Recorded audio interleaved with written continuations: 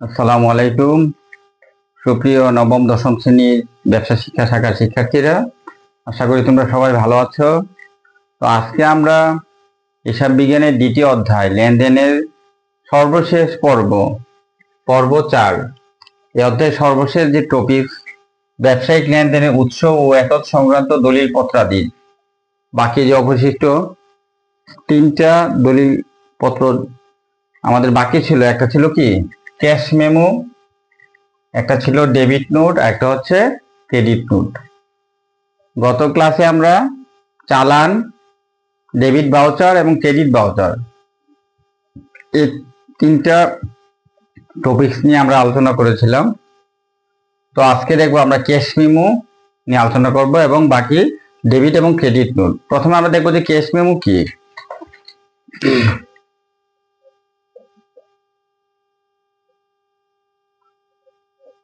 Cash memo, সবাই পৃষ্ঠা 18 বের করো। দেখো পৃষ্ঠা 18 মধ্যে কিন্তু দেওয়া আছে। হ্যাঁ, ক্যাশ মেমো সবাই বের করো।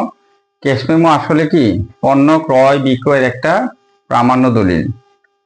অর্থাৎ বিক্রেতা যখন এটা তৈরি করে, কি বিক্রেতা পণ্য ক্রয় নগদে যখন সে পণ্য ক্রয় বা বিক্রয় করে, তখন কিন্তু ক্যাশ মেমো প্রদান করা হয়। ঠিক আছে। চালানের ক্ষেত্রে আমরা দেখেছিলাম সে যদি বাকিতে পণ্য বিক্রি করে, কিন্তু ক্যাশ মেমোর ক্ষেত্রে যেহেতু ক্যাশ লেখা আছে, দেখো ক্যাশ মানে হচ্ছে নগদ, অর্থাৎ নগদে যদি পণ্য ক্রয় বিক্রয় করা হয় তাহলে সেই ক্ষেত্রে ক্যাশ মেমো ব্যবহার করা হয়। আর ক্যাশ মেমো কে তৈরি করে? বিক্রেতা তৈরি করে। তো ক্যাশ মেমো আসলে কয় সেট? 3 সেট তৈরি করা হয়। এক সেট ক্যাশ মেমো তৈরি করে বিক্রেতা নিজের কাছে রাখে, আর বাকিটা কিন্তু সে যে ক্রেতা তাকেও একটা কিন্তু সে প্রদান করে। আচ্ছা, আমরা একটা ক্যাশ মেমোর একটা নমুনা দেখি যে ক্যাশ মেমো কিভাবে তৈরি করতে হয়। তুমি এটা দেখলে বুঝতে পারবা। দেখো একটা ক্যাশ মেমোর আমরা একটা নমুনা দেখি।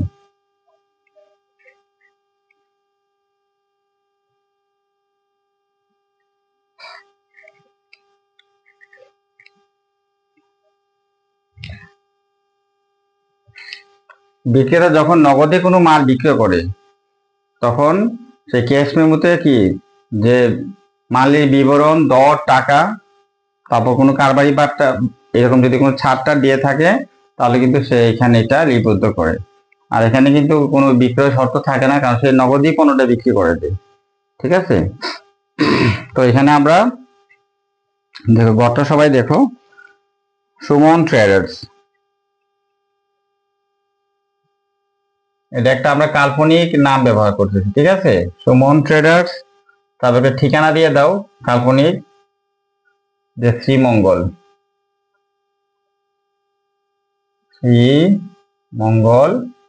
হ্যাঁ, মৌলভীবাজার।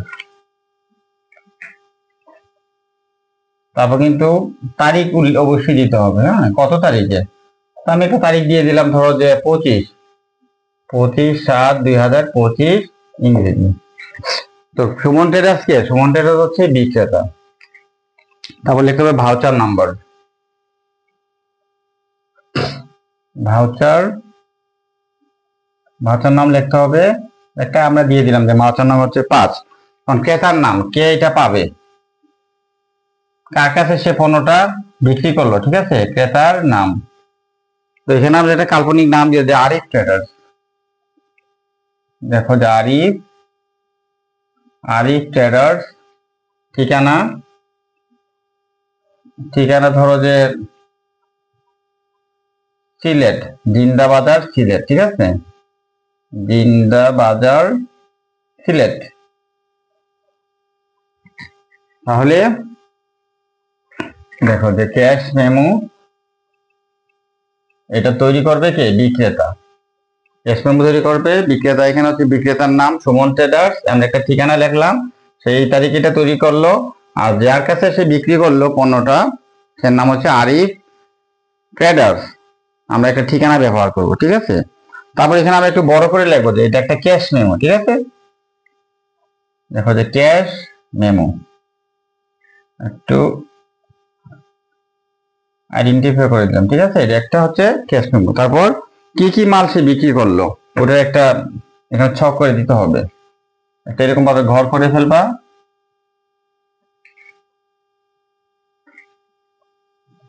একটু স্কেল দিয়ে সুন্দর করে করতে হবে। দেখো ক্রমিক নাম্বার, প্রথম আমরা আনবো কি মালের বিবরণটা, ক্রমিক নং, তারপর হচ্ছে কি মালের বিবরণ।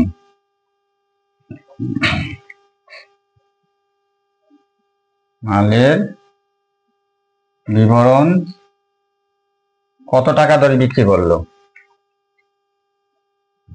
তারপর পরিমাণ,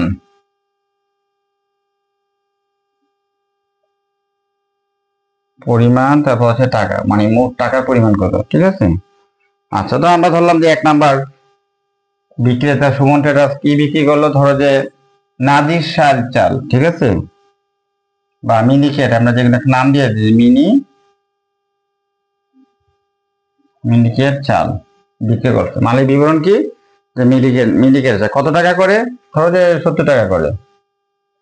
তো কত কেজি, ধরো যে পরিমাণটা কত, 5000 কেজি। আচ্ছা, তাহলে টোটাল কত আসবে, 3,50,000 টাকা। এখন বিক্রেতা হয়তো ছাড় দিতে পারে, তো ছাড় দিলে আমরা লিখবো যে কারবারি বার্তা, ধরো যে 10%, তাকে 10% ছাড় দেওয়া হলো, তো আমরা লিখবো কত, 3,50,000, 10% হচ্ছে কত, 35,000। এটা আমরা মাইনাস করে দিয়ে দিব, তাহলে কত হবে, 3,15,000, 3,15,000 টাকা।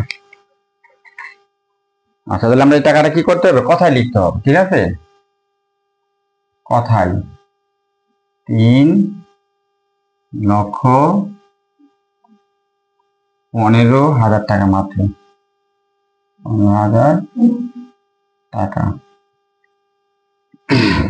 তারপর আমরা ক্রেতার স্বাক্ষর দিব, ঠিক আছে, আর বিক্রেতার স্বাক্ষর লিখতে হবে।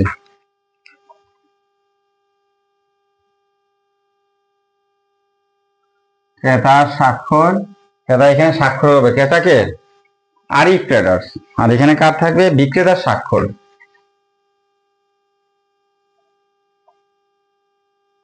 বিক্রেতার স্বাক্ষর।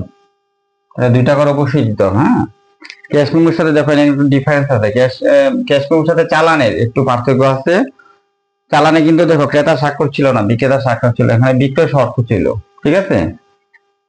তো এখানে কিন্তু দেখো ক্যাশ মেমোতে ক্রেতার স্বাক্ষর আছে কিন্তু বিক্রয় শর্ত নাই, কারণ সে যেহেতু নগদে পণ্যটা বিক্রয় করছে, এই জন্য এখানে শর্ত দেওয়ার কোনো প্রয়োজন নাই, কারণ সে তো নগদেই বিক্রি করে দিয়ে দিচ্ছে, ঠিক আছে। আর এখানে একটা লিখতে হবে যে বিশেষ দ্রষ্টব্য, যে বিক্রিত পণ্য ফেরত নেওয়া হয় না, এমন একটা তোমাদের লিখতে হবে, ঠিক আছে। বিক্রিত পণ্য ফেরত নেওয়া হয় না।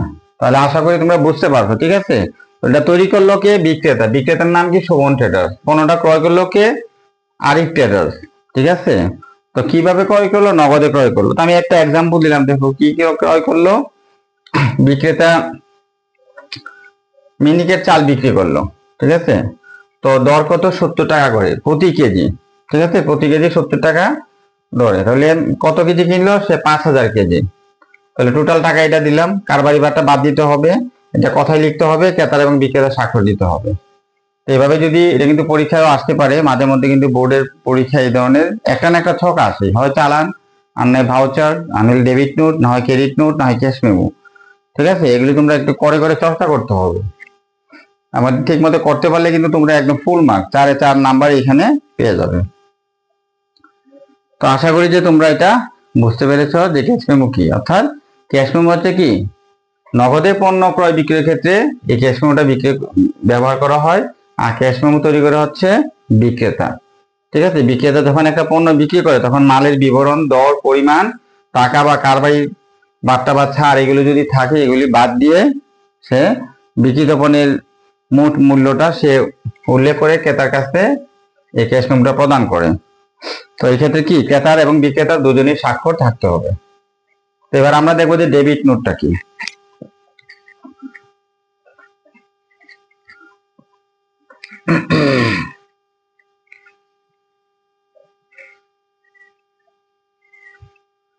সবাই তোমরা পৃষ্ঠা 19 বের করো। দেখো তোমাদের বইয়ে 19 পৃষ্ঠায় দেওয়া আছে।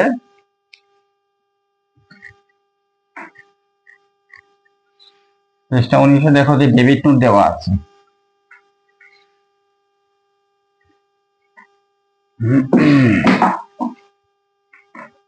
পৃষ্ঠা 19 ডেবিট নোট। তো ডেবিট নোট তৈরি করে কে? ক্রেতা। এটা কিন্তু একটা মনে রাখতে হবে যে ডেবিট নোট তৈরি করে কে? ডেবিট নোট তৈরি করে ক্রেতা। কেন তৈরি করে? যদি কোনো কারণে ক্রেতা যে মাল ক্রয় করলো, বিক্রেতার কাছ থেকে তো মাল ক্রয় করলো, ক্রয় করার পরে কোনো কারণে যদি মাল নষ্ট হয় বা নিম্নমানের হয় বা অন্য কোনো কারণে ক্ষতিগ্রস্ত হয়, হ্যাঁ, অথবা যে ধরনের কোয়ালিটি মাল চেয়েছিল সেই ধরনের পণ্য যদি না হয় বা ছিঁড়া হয় বা এরকম যদি কোনো সমস্যা থাকে পণ্যের মধ্যে, তখন ক্রেতা কিন্তু মাল ফেরত পাঠাতে পারে বিক্রেতার কাছে। ঠিক আছে? তো ডেবিট নোট তাহলে কে তৈরি করবে? ডেবিট নোট তৈরি করবে কে? ক্রেতা তৈরি করবে এবং এটা বিক্রেতার কাছে পাঠিয়ে দেবে এবং সে তার মালের বিবরণ এবং ফেরতের কারণ উল্লেখ করে সে একটা চিঠি, একটা নোট তৈরি করে সে বিক্রেতার কাছে পাঠিয়ে দেবে এবং বলবে যে আপনাদের বিক্রিত মালের মূল্য বাবদ যত টাকা এত টাকা ডেবিট করা হয়। সেই জিনিসের নাম হয়েছে ডেবিট নোট। ঠিক আছে? যে আপনাদের পণ্য নিম্নমানের অথবা মানসম্মত না হওয়ায় বা কোনো সমস্যা থাকার কারণে আপনাদের পণ্য, হ্যাঁ, এটা ফেরত পাঠানো হইলো এবং আপনাদের পণ্যের মূল্য বাবদ এত টাকা ডেবিট করা হলো।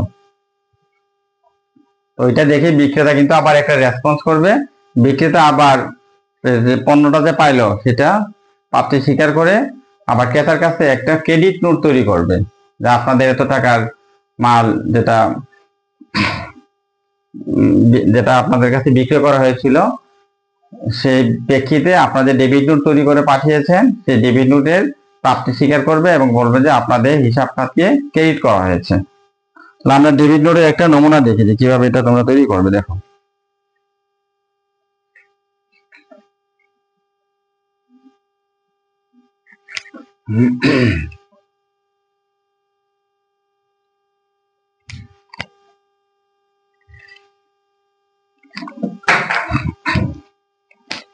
আমরা এসে লিখে দিয়ে দিই যে হচ্ছে ডেবিট নোট। হ্যাঁ, আমরা কাল্পনিক নাম দিয়ে দেই ক্রেতার, হাজি, ধরো হাজি অ্যান্ড সন্স। আমরা একটা ঠিকানা দিয়ে দিলাম মৌলভীবাজার সদর, মৌলভীবাজার সদর, মৌলভীবাজার। ঠিক আছে? হাজি অ্যান্ড সন্স কে? হাজি অ্যান্ড সন্স কিন্তু একজন ক্রেতা। Debit note. Haji and sons একজন ক্রেতা, সে কি করলো? ডেবিট নোট তৈরি করলো। কেন? কারণ সে যে মালটা ক্রয় করছিল এটা কোনো কারণে কোনো সমস্যা হয়েছে, হয় নিম্নমানের অথবা দাম বেশি অথবা যে পরিমাণ দেওয়ার কথা ছিল বা যে সময় দেওয়ার কথা ছিল, হ্যাঁ, এই সময় দেওয়া হয় নাই, এই জন্য তার হয়তো পণ্যটা এই মুহূর্তে এখন আর প্রয়োজন নেই। তারপর তারিখ দিতে হবে। তারিখ আমি একটা কাল্পনিক দিয়ে দিই যে 25/7/2025। তারপর এখানে লিখবে যে ডেবিট নোট, ডেবিট নোট। ঠিক আছে? আমরা একটু আলাদা করে দিচ্ছি এটা কলম দিয়ে। তারপর দেখো ডেবিট নোট নাম্বার দিতে হবে, ডেবিট নোট নং। ওটা আমি একটা নাম্বার দিয়ে দিই যে হয়তো 5। এখন আমরা ক্রেতার যে প্রাপকের যে নাম এটা দিয়ে দিব, মানে বিক্রেতার নাম আর কি, যেটা পাবে বিক্রেতা। প্রাপকের নাম আমরা একটা নাম দিয়ে দিলাম, যেমন ধরো যে সুমন ট্রেডার্স। সুমন ট্রেডার্স সে কি? সে হচ্ছে বিক্রেতা।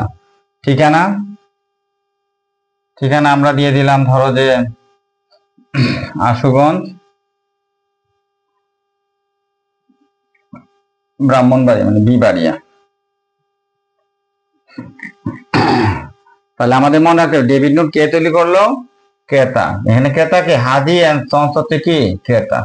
ওকে, আচ্ছা, তো আমরা একটা ঘর করে ফেলি। দেখো দেখো এরকম ভাবে ঘর করতে হবে।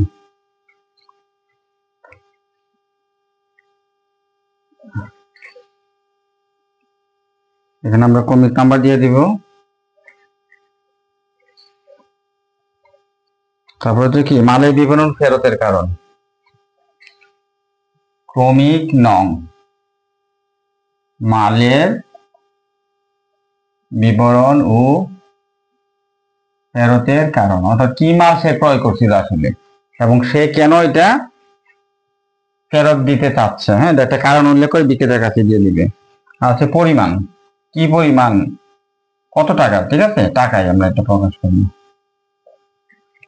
আচ্ছা ঠিক আছে, আমরা একটা নাম্বার দিয়ে দিই যে প্রতি কেজি, ধরো যে প্রতি কেজি 70 টাকা দরে, ধরো যে একটা নির্দিষ্ট হয়তো আমরা দিয়ে দিলাম যে 400 কেজি, 400 কেজি মিনিকেট চাল, প্রতি কেজি 70 টাকা দরে 400 কেজি মিনিকেট চাল আমরা বলবো যে নিম্নমানের হয়। একটা কারণ দিতে হবে তো, হ্যাঁ, নিম্নমানের হওয়ায় ফেরত পাঠানো হলো, এবং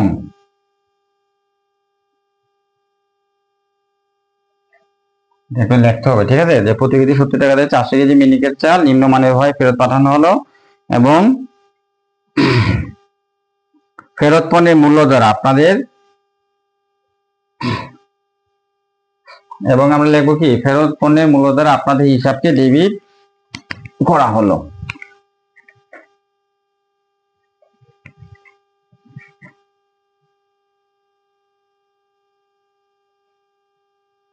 ফেরত পণ্যের মূল্য দ্বারা আপনাদের হিসাবকে ডেবিট করা হলো, যেহেতু ডেবিট বলতে ঠিক ডেবিট নোট, ঠিক আছে, এবং ফেরত পণ্যের মূল্য দ্বারা আপনাদের হিসাবকে ডেবিট করা হলো। তাহলে কত টাকা আসে দেখো তো, 428, 1 2 3 মানে 28,000 টাকা, ঠিক আছে।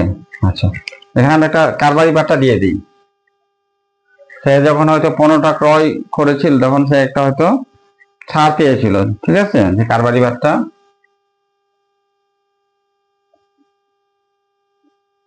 আমরা দিলাম যে 10%, তাহলে কত টাকা হবে, 2800 টাকা। কারণ মাইনাস করলে যত টাকা থাকে কত হবে, 25,200 টাকা, 25,200 টাকা। তখন জায়গাটা অবশ্যই আমাদের কি করতে হবে, কথায় লিখতে হবে, ঠিক আছে, কথায় যে 25,200 টাকা, 25,200 টাকা মাত্র। ওকে, তাহলে ক্রেতা কারণ দিবে কেন যে এই চালটা হয়তো নিম্নমানের হওয়ায় আপনাদের কাছে ফেরত পাঠানো হলো, আপনাদের ফেরত পণ্যের মূল্য দ্বারা আপনাদের হিসাবকে ডেবিট করা হলো। এই জিনিসটা একটু তোমাদের একটু প্র্যাকটিস করে লিখতে হবে, হ্যাঁ, যাতে না ভুলে যাও। আচ্ছা, তারপর এখানে একটা স্বাক্ষর দিতে হবে ক্রয় ব্যবস্থাপকের, ক্রয় ব্যবস্থাপক,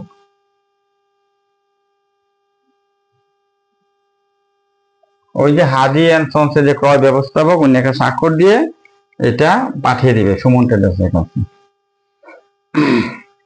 আশা করি বুঝতে পারছো যে ডেবিট নোট কি। যদি কোনো কারণে ক্রেতা পণ্য ক্রয় করে এবং ক্রয়কৃত পণ্য যদি কোনো কারণে খারাপ বা নিম্নমানের হয় বা কোনো সমস্যা হয়, তাহলে সে এই পণ্যটা বিক্রেতার কাছে ফেরত পাঠাবে এবং ফেরত পাঠিয়ে সেই রকম একটা কি ডেবিট নোট তৈরি করবে এবং এটা বিক্রেতার কাছে দিয়ে দিবে। তো তোমরা একটা প্র্যাকটিস করবো, এটা কিন্তু মাঝে মধ্যে পরীক্ষা আসে। এখন আমরা দেখবো যে ক্রেডিট নোট কি।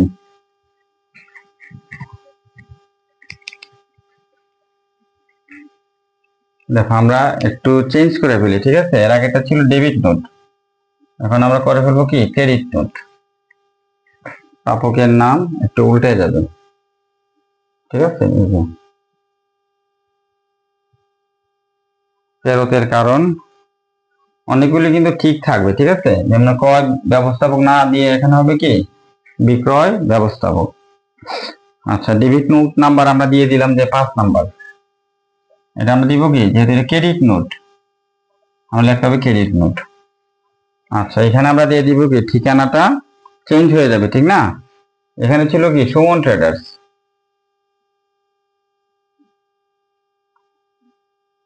এখানে দিয়ে দিয়ে যাবো কি আমরা যে এখানে ছিল কি ক্রেতা হিসেবে ছিল কি, ক্রেতা ছিল হাদি অ্যান্ড সন্স। এখন আমরা ওই ক্রেতার কাছে এখন আমরা লিখবো যে হাদি অ্যান্ড সন্স।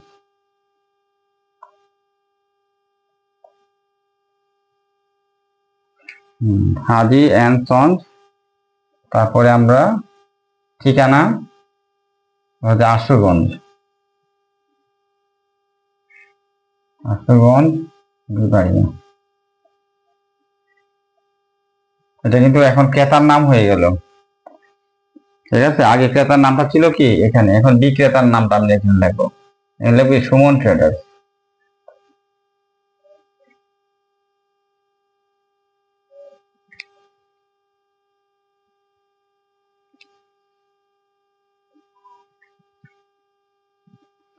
আচ্ছা, সুমন ট্রেডার্স। আচ্ছা, এখানে আমার ঠিকানাটা একটু হাজিগঞ্জের ঠিকানা ছিল কি মৌলভীবাজার সদর। এখানে আমরা লিখে দিব যে মৌলভীবাজার সদর, মৌলভীবাজার সংক্ষেপে লিখে দিলাম, ঠিক আছে? মৌলভীবাজার সদর, মৌলভীবাজার, মৌলভীবাজার সদর, মৌলভীবাজার। এটা হচ্ছে ক্রেতার ঠিকানা। আর যে বিক্রেতা তার ঠিকানা হচ্ছে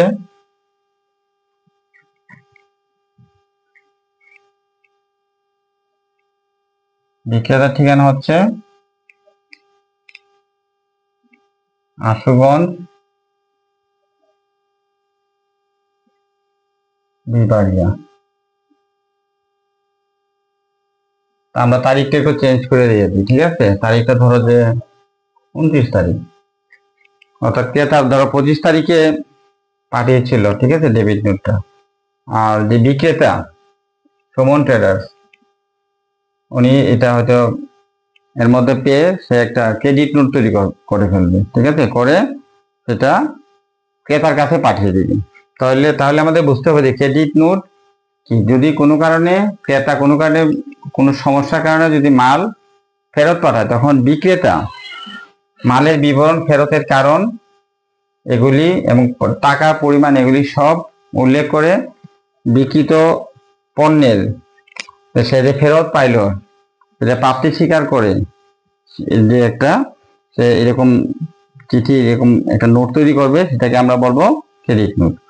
আচ্ছা, তখন সে কি করবে দেখো, সে বলবে প্রতি কেজি এত টাকা ধরে 4,400 কেজি মিনিকেট চাল, এখানে আমরা একটা চেঞ্জ করে দিয়েছি, ঠিক আছে? মিনিকেট চাল ফেরত পাওয়া গেল, এটা লিখতে হবে।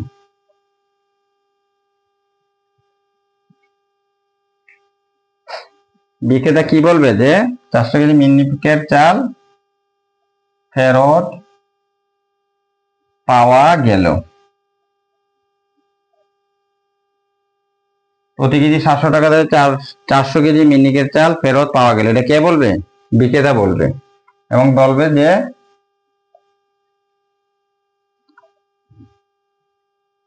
বিক্রিত পণ্যের মূল্য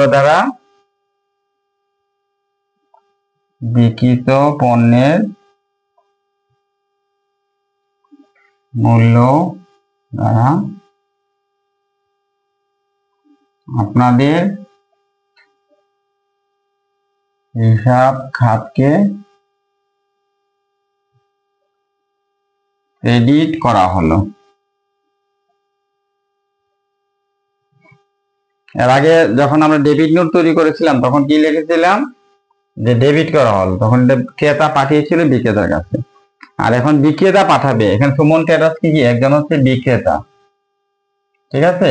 আর হাজি অ্যান্ড সন্স কি, সে হচ্ছে ক্রেতা। এখন বিক্রেতা বলবে যে প্রতি কেজি এত টাকা ধরে এত কেজি মিনিকেট চাল ফেরত আমরা পাওয়া গেল এবং বিক্রিত পণ্যের মূল্য দ্বারা আপনাদের হিসাব খাতকে ক্রেডিট করা হলো। তখন কারবারি বার্তা সে লিখে, ঠিক আছে, এটা আবার মাইনাস করে দিয়ে দিবে, টাকার অঙ্ক লিখে দিবে। এখন যে স্বাক্ষরটা থাকবে এই স্বাক্ষরটা কিন্তু বিক্রয় ব্যবস্থাপকের হবে, যেহেতু এটা তৈরি করেছে কে, বিক্রেতা। ডেবিট নোটের ক্ষেত্রে স্বাক্ষরটা থাকবে ক্রয় ব্যবস্থাপকের, কিন্তু ক্রেডিট নোটের ক্ষেত্রে স্বাক্ষরটা দিতে হবে বিক্রয় ব্যবস্থাপকের। আমরা লিখবো কি, যে বিক্রয় ব্যবস্থাপক।